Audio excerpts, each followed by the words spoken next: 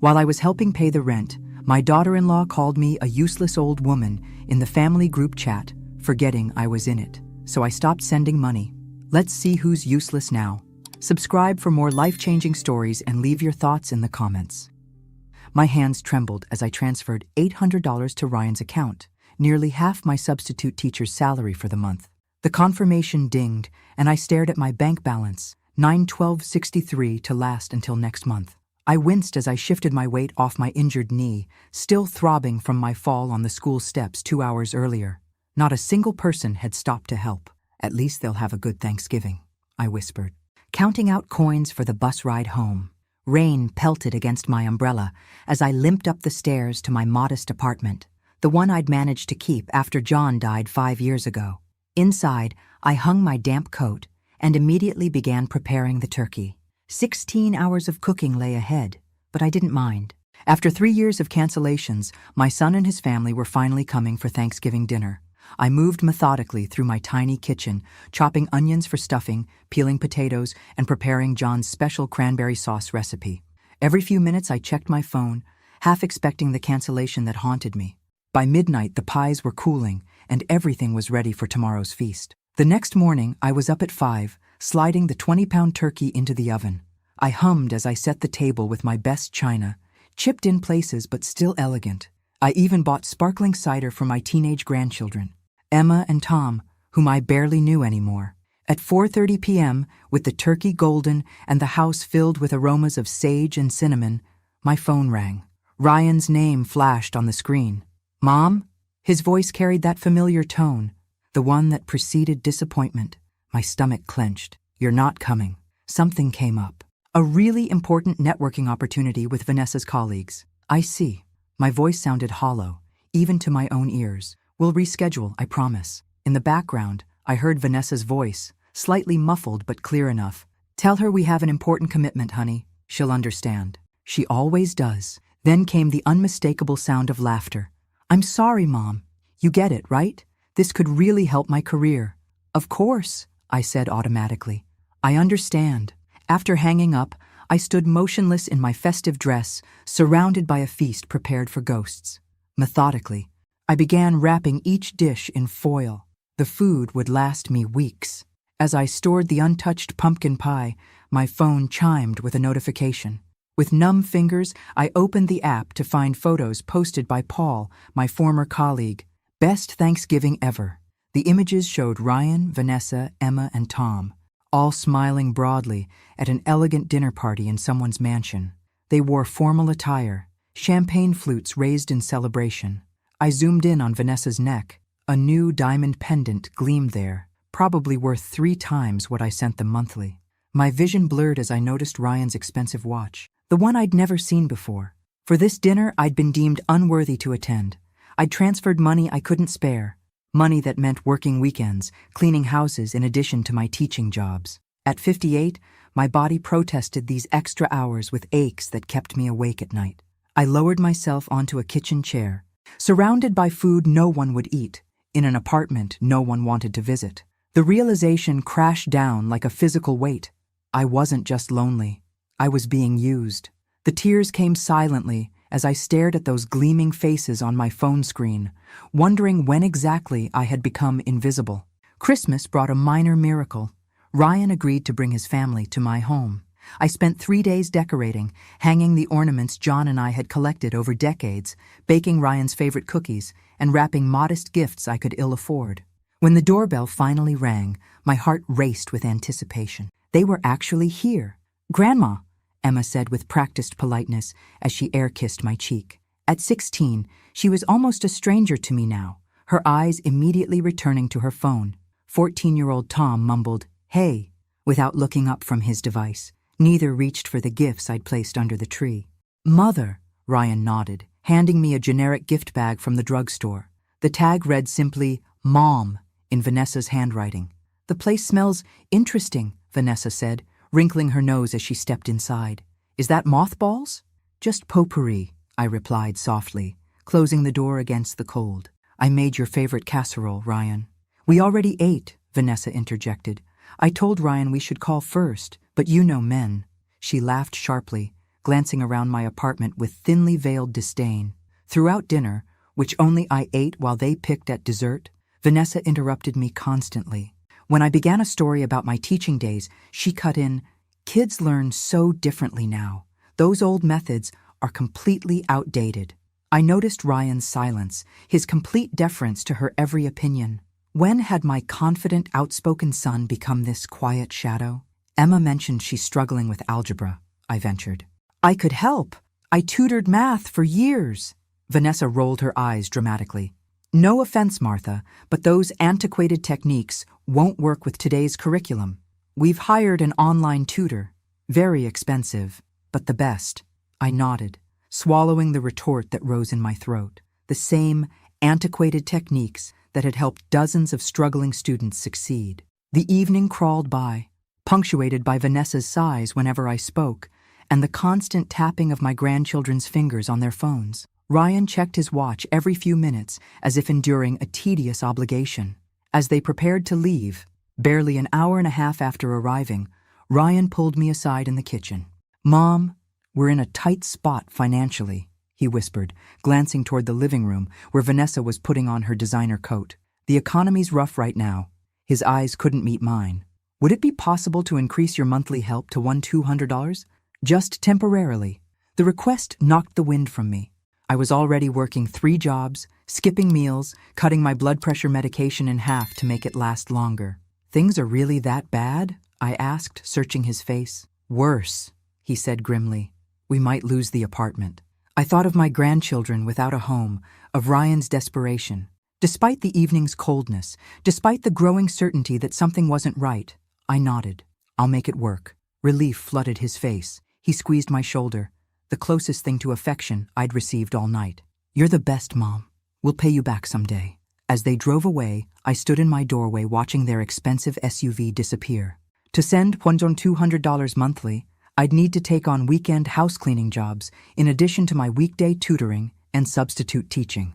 At 58, my knees already screamed in protest.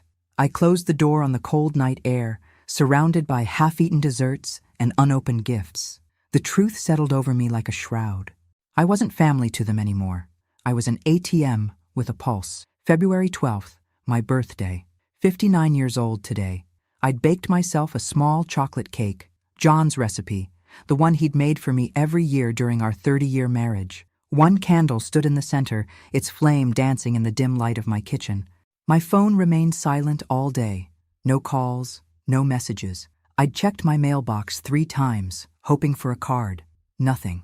"Happy birthday to me," I whispered, cutting a slice of cake I couldn't bring myself to eat. On the counter sat the old iPhone Ryan had given me for emergencies. I rarely used it except to check the family WhatsApp group he'd created supposedly to share photos of the kids.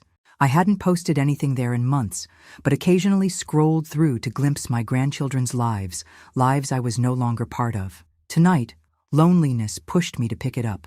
Perhaps someone had remembered after all. The group showed several new messages. The most recent photos showed Emma and Tom at an expensive amusement park, the kind that costs hundreds per ticket. I zoomed in on their smiling faces, touching the screen as if I could reach through it. Suddenly, the typing indicator appeared. Vanessa was online. My heart skipped. Maybe a belated birthday wish? Her message popped up.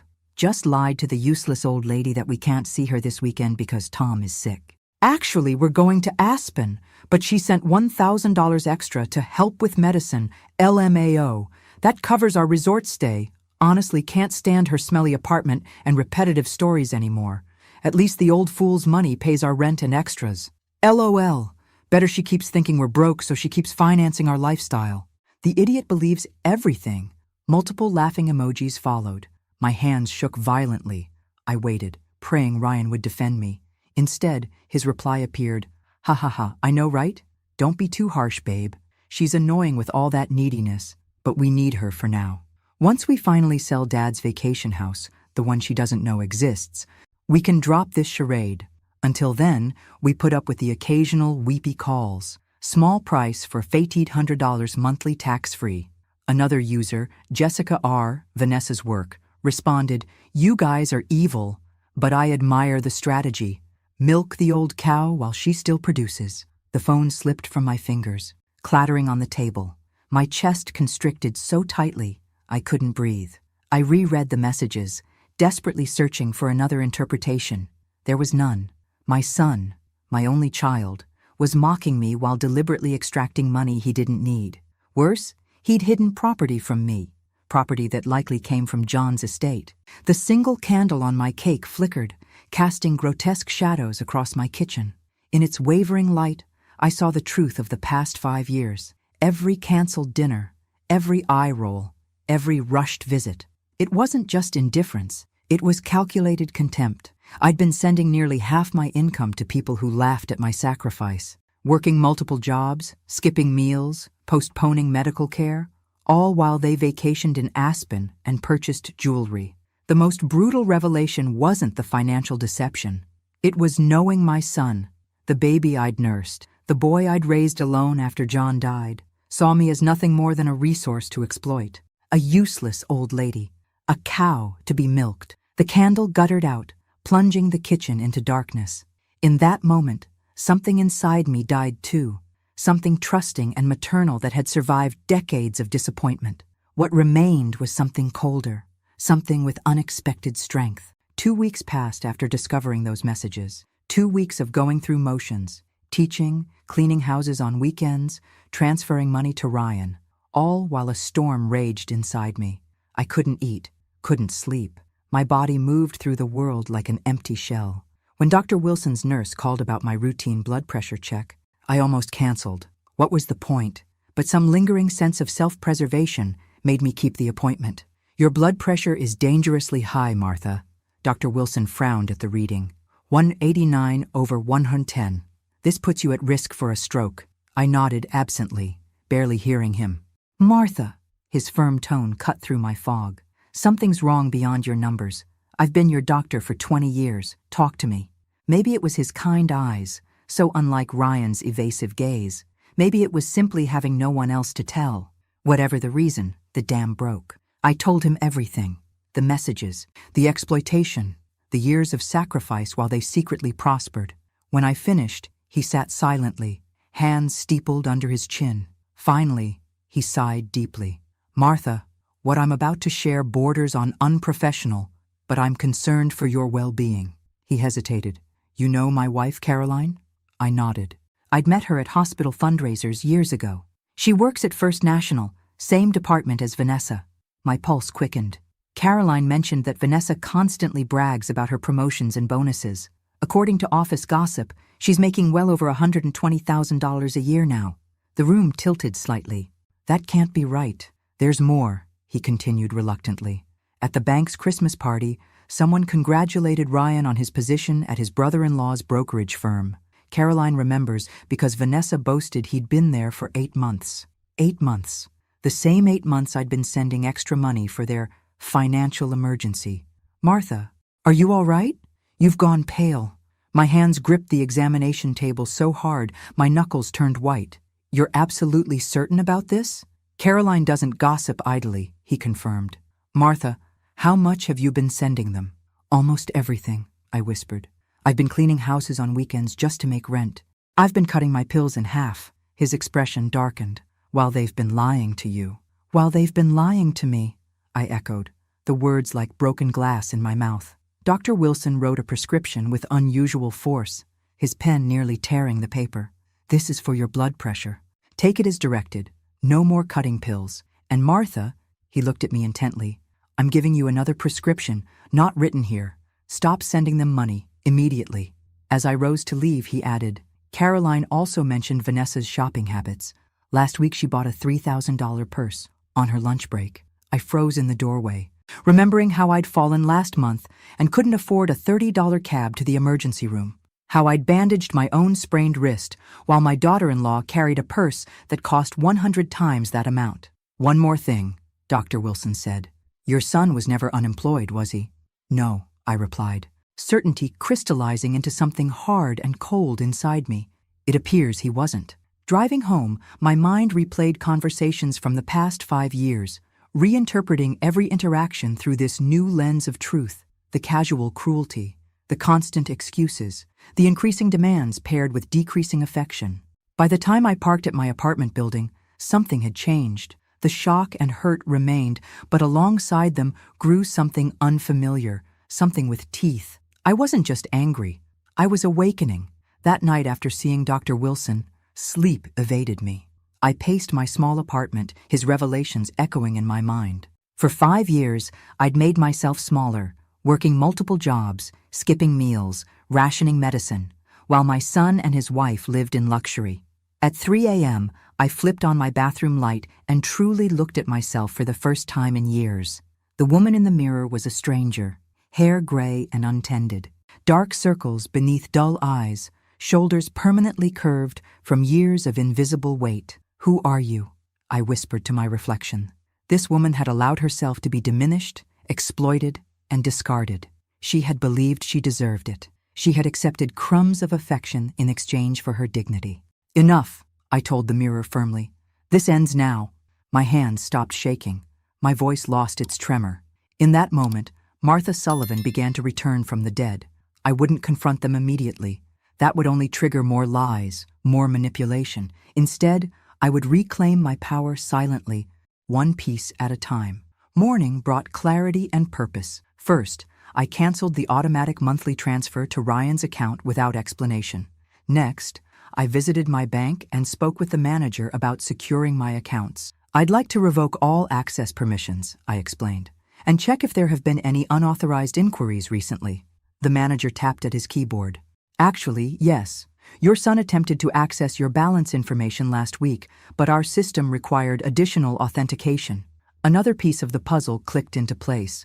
Ryan had been monitoring my accounts, calculating exactly how much he could extract. At home, I left the family WhatsApp group without explanation and temporarily blocked Ryan and Vanessa's numbers. Their reaction would come soon enough. I stared at my phone contacts, scrolling to a name I hadn't called in years. Diana Levinson, my closest friend before Ryan had subtly suggested she was a bad influence who took advantage of me. My finger hovered over the call button, then pressed decisively. "Martha?" Diana's voice was surprised but warm. "My God, it's been forever. I thought you'd moved away or something." "No," I replied, surprised by the steadiness in my voice. "I just got lost for a while, but I'm finding my way back." That afternoon, I visited the public library and enrolled in a free financial literacy course. On my way out, I picked up a pamphlet about legal rights for older adults. The day before Ryan's birthday, I sent only a simple card. No check, no emotional message, none of the usual extra money.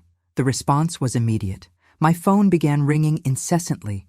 Ryan, then Vanessa, then numbers I didn't recognize, likely trying to reach me from different phones after realizing they'd been blocked. I let them all go to voicemail while I revised my resume for a position at a private school that paid substantially better than my substitute teaching jobs. When my doorbell rang repeatedly that evening, I didn't flinch. Through the peephole, I saw Ryan standing there, clearly agitated. I took a deep breath, straightened my shoulders, and opened the door.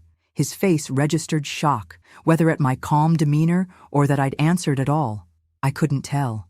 "Mom," he began, his voice artificially concerned. "Is everything okay? We've been worried sick." I allowed myself one small smile. "Hello, Ryan.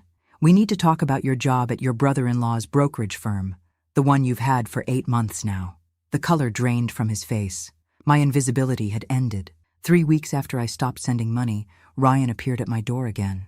This time, his carefully crafted mask of concern had vanished entirely. "What the hell is going on, Mom?" he demanded, pushing past me into the apartment without waiting for an invitation. "The money didn't come through this month. We have bills to pay." I closed the door quietly, observing him like a scientist might observe a specimen. My son, my only child, paced my living room like a stranger, his expensive watch catching the light as he gestured angrily. "I've been calling and texting for weeks. We're about to miss our rent payment. Emma needs money for her school trip, and Tom's orthodontist appointment is next week." I noticed he didn't ask if I was ill or injured, the only question a loving son might ask after his mother suddenly disappeared from contact. "I've had some financial difficulties," I said calmly, settling into my armchair. I'd purchased it at a thrift store last week, my first non-essential expenditure in years. "I need to focus on my own expenses for now." Ryan's eyes narrowed. Financial difficulties? What does that even mean? You've always managed before. Things change. Mom, this isn't like you. We're family. We depend on that money. I studied him. This man I'd raised, this stranger who'd bled me dry while mocking me behind my back. In his eyes, I saw not concern, but calculation. How is your job going? I asked pleasantly. What job? You know I've only had temporary work since the layoff. I smiled slightly. I meant your position at Bennett & Associates, your brother-in-law's brokerage firm. You've been there 8 months now, isn't that right? Ryan froze mid-step. The color drained from his face so rapidly I almost felt concerned. Who told you that? He whispered. Does it matter?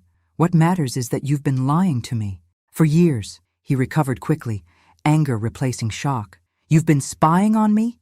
Having me investigated? That's insane, Mom. I remained unmoved. Is it insane to wonder why my son needs financial support while maintaining 2 properties and taking ski vacations? His mouth opened, then closed. For once, Ryan Sullivan had no ready lie. Or why my daughter-in-law wears a new diamond pendant while telling me you can't afford groceries. You don't understand. I understand perfectly, I interrupted, my voice steady. I understand that I've been played for a fool. The question is, what happens now? Ryan's expression shifted to something I recognized from his childhood, the look when he'd been caught in a serious transgression, a mixture of fear and calculation. Mom, there's been a misunderstanding. Yes, I got a job recently, but our finances are still recovering from the years of unemployment. We genuinely need help. I stood up, surprising myself with how steady I felt. Ryan, I believe we've said everything necessary for today. I think you should leave. You're abandoning your family when we need you, he hissed, desperation making him ugly. After everything we've done for you, keeping you involved in our lives, visiting when we can. What you've done for me. My laugh sounded foreign to my ears. Get out, Ryan.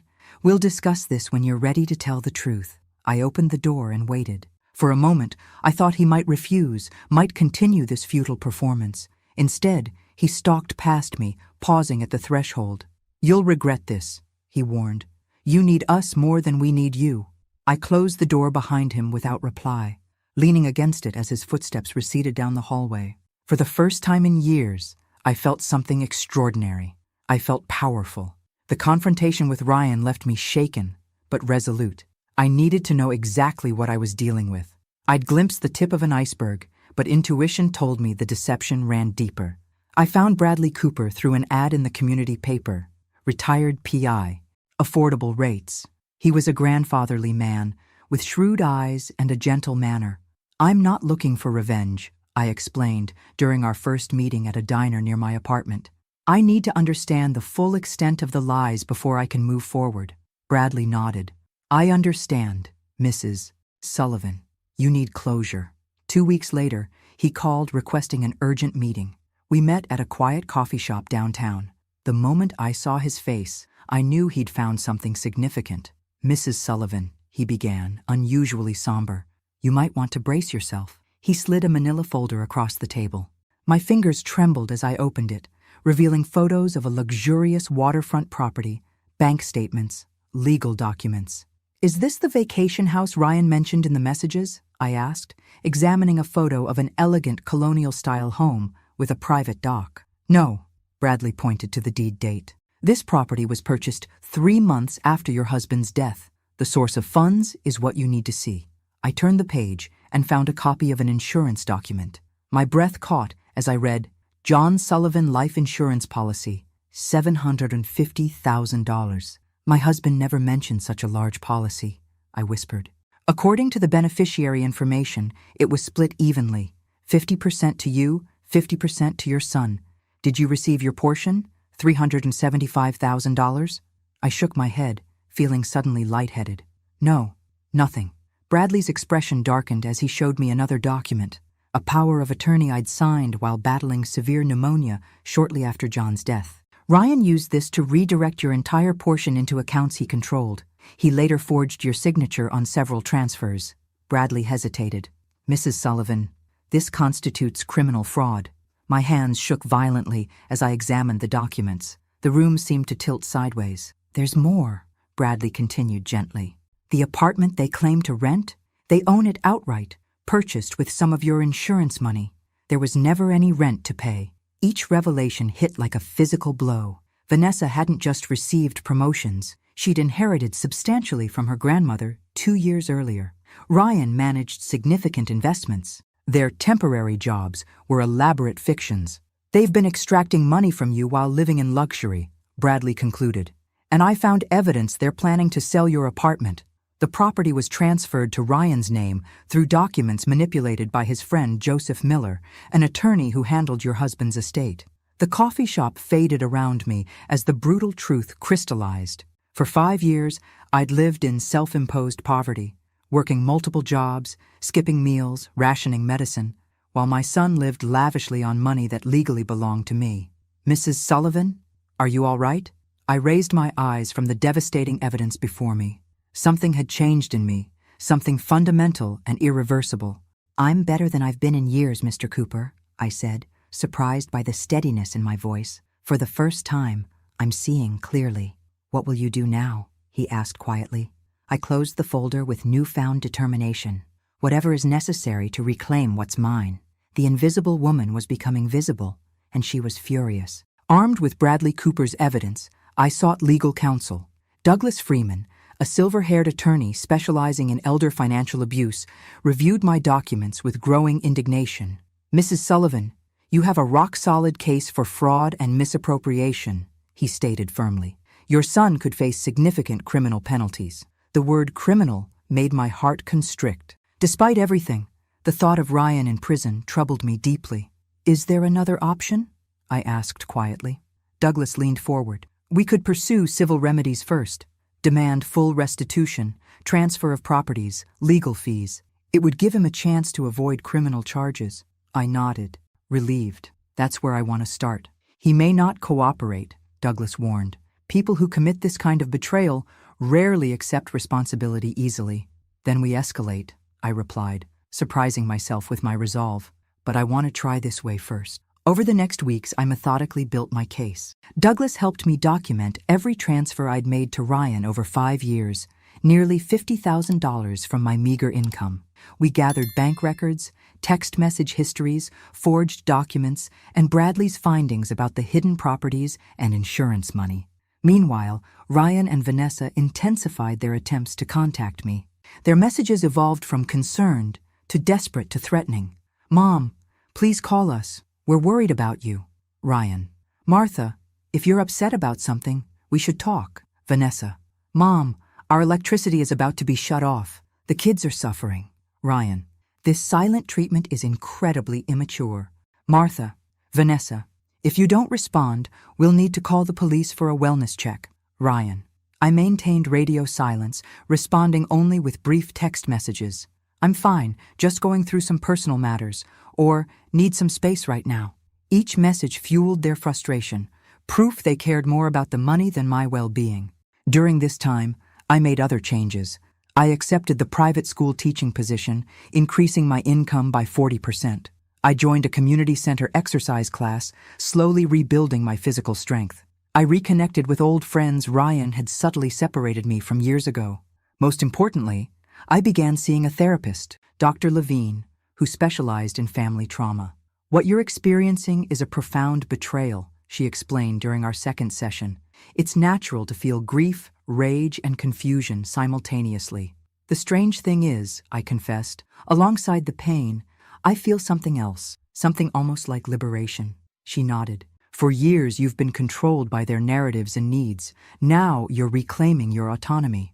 Meanwhile, Douglas prepared legal documents formally demanding restitution of all misappropriated funds, transfer of properties purchased with my insurance money, and additional compensation for emotional damages. When should we serve them? I asked during our final strategy meeting.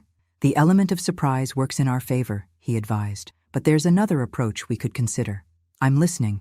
Rather than sending formal documents first, you could invite them to a meeting. Face-to-face confrontation can be powerful and might avoid a protracted legal battle. The thought of facing Ryan and Vanessa with the truth terrified and energized me simultaneously. After 5 years of invisibility, I would make them see me. I composed a brief text. I'd like you all to come to dinner next Saturday at 6 p.m. I have some news to share. Ryan's response came instantly. We'll be there. So glad you're feeling better, Mom. In his eagerness to restore the flow of money, he didn't notice the shift in power. The predator had become the prey, and I was done being hunted. My apartment looked different the evening of the dinner. I'd rearranged furniture, added a few new pieces from thrift stores, hung artwork I'd kept in storage for years. Small changes, but meaningful. This space was truly mine again. I'd changed too. My hair, freshly cut in a modern style, framed a face that had regained color and purpose. My posture was straighter, my movements more deliberate. The invisible woman was vanishing, replaced by someone I was beginning to recognize. At precisely 6 p.m., the doorbell rang. I opened it to find Ryan, Vanessa, Emma, and Tom standing awkwardly in the hallway. Come in, I said pleasantly. Dinner's almost ready. Their response to my transformation was immediate. Ryan's eyes widened slightly, while Vanessa's narrowed with calculation. Mom, you look different, Ryan commented, scanning the apartment. Good different. Very refreshed, Vanessa added with practiced warmth. This new job must be treating you well. I simply smiled, directing them to the dining table I'd set with care. Throughout the meal, their behavior was fascinating to observe. Ryan complimented everything from the food to my apartment's cleanliness. Vanessa asked solicitous questions about my health and activities. Both exchanged frequent glances, trying to gauge when to broach the real purpose of their visit, the money. My grandchildren remained absorbed in their phones until I confiscated them gently but firmly. No devices at dinner tonight. We have important family matters to discuss. Ryan seized the opening. Speaking of family matters, Mom, you seem to be doing really well. That new job must be paying nicely. I'm exploring new opportunities, I replied enigmatically. Vanessa leaned forward. Where exactly are you working now? Martha, here and there, I said, serving dessert. Emma, Tom, would you help me bring coffee from the kitchen? In the kitchen, I showed them photos of themselves as young children. Remember when I used to take you to the zoo every month? You loved feeding the giraffes. Their expressions softened with genuine, if distant, memories. Why did you stop visiting us? Tom asked quietly. Did your parents say I stopped? I countered gently. Their confused expressions told me everything. Back at the table, I served coffee and then calmly placed a folder beside my plate. Before we continue, I want to record this conversation. I set my phone on the table, voice recorder running. For everyone's legal protection. Ryan's cup froze halfway to his lips. Legal protection? What are you talking about? I opened the folder, arranging its contents methodically. Bank statements showing my transfers to Ryan, copies of the forged insurance documents, photos of the Newport house and their rented apartment, and printouts of the WhatsApp messages. For 5 years, I began evenly. I believed my life had to be one of sacrifice to help my struggling son. I worked multiple jobs at nearly 60, skipped meals, rationed medicine, all to send whatever I could to you. I pressed play on my phone. Vanessa's voice filled the room. Sugar, the old cow, while she still produces milk, followed by Ryan's laughter. Meanwhile, I continued, indicating the documents, you were living in 2 properties, concealed $375,000 of my insurance money, and planned to take this apartment, which, I've discovered, legally belongs to me. I turned to my grandchildren, whose faces reflected genuine shock. Did your parents ever tell you I chose not to see you? Or have you also been part of this deception? Emma began crying silently.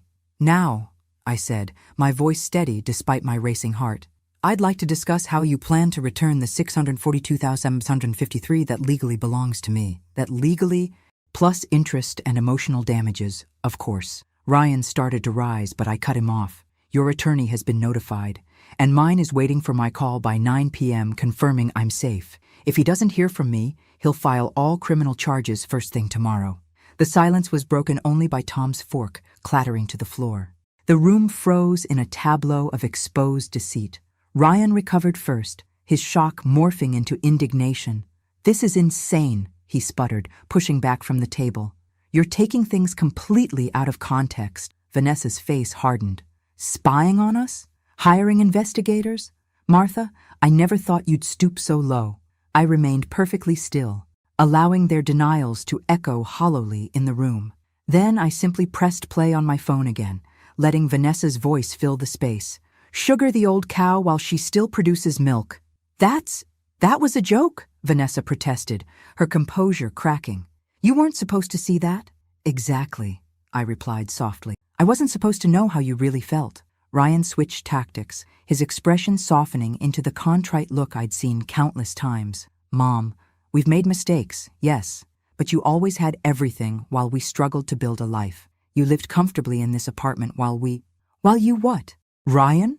I interrupted. Purchased a waterfront property with my insurance money?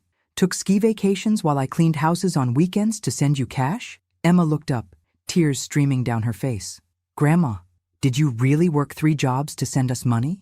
While they said you were too busy to visit us? The genuine shock in her voice confirmed what I'd suspected. My grandchildren had been manipulated too. Yes, Emma, I answered gently. I worked myself to exhaustion, believing your father was unemployed and you were struggling. Tom's face reddened as he turned to his father. You said Grandma was selfish and didn't care about us. You said she had plenty of money but wouldn't help. Ryan's face drained of color. Vanessa jumped in, her voice honey-laced poison. Martha, clearly there's been a misunderstanding. We never intended— Please stop, I said, raising my hand. I have documentation of every transaction, every forged signature, every fraudulent transfer. The insurance company has already confirmed the policy was illegally redirected. Ryan stood abruptly, desperation in his eyes. You can't prove anything. It's your word against ours. My attorney advised me you'd say that. I slid another document across the table. That's why I petitioned for handwriting analysis on the forged documents. The results arrived yesterday. Ryan glanced at the paper, then away. Defeat began to register on his face. This doesn't have to become a legal nightmare, I continued. My attorney has prepared settlement terms that would allow you to avoid criminal charges. You'd sue your own son? Ryan's voice cracked. Your family? For the first time that evening, I allowed my emotion to show. You speak of family? When was I family to you, Ryan? When you mocked me in messages? When you hid my husband's insurance policy? When you worked me to exhaustion while you vacationed? I turned to my grandchildren, whose worldview was visibly crumbling. I never abandoned you. I was pushed away systematically while being used as a financial resource. Emma stood suddenly, moved around the table, and did something that hadn't happened in years. She hugged me.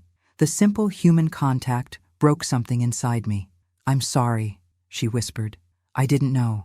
As I embraced my granddaughter, I saw clearly what I'd been missing. Not just the money or the truth, but the authentic connection that had been deliberately severed. Settlement papers will arrive tomorrow, I said over Emma's shoulder, looking directly at Ryan. Choose wisely. The weeks following the confrontation tore through the foundations of what remained of our family. My attorney, Douglas, filed the settlement papers as promised, giving Ryan and Vanessa 30 days to respond before we'd proceed with criminal charges. Their marriage began to fracture under the pressure of exposed lies. Vanessa moved out temporarily, calling me one evening in a fury I'd never heard before. This is all Ryan's idea, she hissed, words slurring slightly. The insurance money, the forged documents, I knew nothing about that. The WhatsApp messages suggest otherwise, I replied calmly. That was just venting. Everyone complains about their in-laws, she protested. But Ryan went behind my back with the big stuff. Did you know he's been gambling, or that he had an affair with my friend Jessica last year? I remained silent, recognizing her tactic, offering new betrayals to distract from her own culpability. I need you to tell your lawyer I wasn't involved, she continued desperately. My career would be destroyed if this became public. The bank has strict ethics policies. I'll consider your request, I said, hanging up without commitment.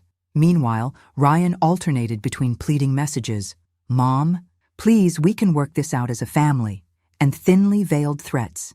If you push this, none of us will ever speak to you again. The most surprising development came from my grandchildren. Emma called one afternoon, asking if she could visit. When I opened my door, both she and Tom stood in the hallway, looking lost. Can we talk to you, Grandma? Emma asked hesitantly. About everything? Over hot chocolate, they shared their side of the story, how they'd been gradually separated from me through elaborate excuses, how their parents had painted me as disinterested and selfish. Dad always said you were too busy for us, Tom explained. When we asked to visit, he'd say you had declined. And Mom said your apartment was unsafe because of your hoarding problem, Emma added. My what? I nearly choked on my drink. She said you had mental health issues and couldn't handle visitors. Emma continued. We believe them because, well, they're our parents. Their visits became regular, tentative bridges being rebuilt between us. With each conversation, I learned more about the toxic environment they'd been raised in, the constant focus on appearances, the casual dishonesty, the materialistic values. One evening, just days before the settlement deadline, Emma and Tom appeared at my door unexpectedly, faces streaked with tears. Everything's falling apart, Emma sobbed. Dad moved into a hotel. Mom's talking about relocating to Chicago. They're fighting constantly about money and blame. We're scared, Tom admitted, looking younger than his 15 years. Dad could go to jail, couldn't he? The question hung in the air, heavy with implications. Yes, Ryan could face prison time if I pursued the criminal charges, a reality I'd been avoiding confronting. What happens to us if he does? Emma whispered. I pulled them both into an embrace, feeling their bodies shake with fear. These children, innocent bystanders in a war of adult making, had already lost so much: their security, their trust, their family structure. That night, after they left, I sat alone in my kitchen, staring at the calendar marking the settlement deadline. In 3 days, I needed to instruct Douglas on how to proceed. The choice loomed before me: justice or mercy, restitution or relationship, legal victory or family healing. I'd spent months building a case that could reclaim what was stolen from me. But was I prepared to pay the emotional price of winning? The morning of the settlement deadline dawned with a gentle rain in Providence, the same weather as the day I'd fallen on those school steps months ago, invisible to everyone around me. Today, as I stepped from a taxi in front of Douglas Freeman's office, the driver insisted on holding an umbrella for me all the way to the entrance. Inside the conference room, tension hung thick in the air. Ryan sat hunched, looking years older than when this began. Vanessa maintained her composure despite her disheveled appearance. My grandchildren waited silently in a corner, alongside an elderly woman I didn't immediately recognize. This is my mother, Eleanor, Vanessa introduced reluctantly. She wanted to be here. The 82-year-old woman approached me, leaning on a cane. Mrs. Sullivan, I knew nothing of what my daughter was doing. When I found out, I insisted she come today and accept whatever terms you propose. I nodded, surprised by this unexpected ally, and signaled Douglas to begin. He presented the extensive document. Martha Sullivan has sufficient evidence to criminally prosecute Ryan Sullivan for fraud, forgery, and misappropriation of funds exceeding $600,000, elder financial abuse, and power of attorney abuse. Ryan's shoulders slumped further. Douglas continued. However, she is willing to forego criminal charges under the following non-negotiable conditions. The agreement was meticulous. Ryan would immediately sell the Newport house and transfer all proceeds to me. The rented apartment would be sold within 6 months, with 70% of the value coming to me. Ryan would additionally pay $2,000 monthly for 5 years. I would have regular visitation rights with my grandchildren, including 1 month each summer. There's also a behavior clause, Douglas added. Any attempt to disparage Martha to the grandchildren or community will result in immediate reinstatement of criminal proceedings. Ryan, facing the very real possibility of prison, signed without objection. Vanessa attempted to argue about the apartment sale, but a single look from her mother silenced her. Why are you doing this, Martha? Ryan finally asked, his voice hollow. You could send me to prison. You could completely ruin our lives. I studied my son, truly saw him, and recognized something I hadn't noticed before. Fear, not just of prosecution, but a deeper, older fear. I'm not doing this for you, I replied calmly. I'm doing it for my grandchildren and for myself. Spending years in courtrooms, reliving every betrayal, would keep me tethered to the past. I prefer to move forward, but on my terms. Turning to Emma and Tom, I added, and I do this because despite everything, I believe you deserve the chance to grow up understanding what family truly means. 6 months later, I settled into my new apartment overlooking the ocean in Newport, an irony not lost on me. With my recovered funds, I'd not only secured my financial future, but created a special space for Emma and Tom, who now spent every weekend with me. My phone rang, Caroline Wilson, inviting me to another meeting of the group I'd founded, Second Chances After 50, a program helping older women identify and combat financial and emotional abuse. Ryan, now working as a teaching assistant at a community school after losing his brokerage position, had begun therapy and was slowly rebuilding a relationship with me, a painful but necessary process for us both. Vanessa had disappeared after their divorce, moving to another state, but her mother Eleanor had surprisingly become my friend and ally. On a sunny afternoon, I helped Emma with her math homework on my balcony. The ocean view was spectacular. "Grandma," Emma asked, "do you regret not sending Dad to prison?" I considered her question carefully. Justice and revenge are different things, sweetheart. Sometimes true victory isn't in destroying those who hurt you, but in rebuilding something better from the ruins. I glanced at the newly framed photo on my wall.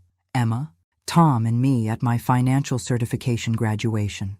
Beside it hung a plaque with the phrase that had become my mantra: "It's never too late to rediscover your worth." Thanks for listening.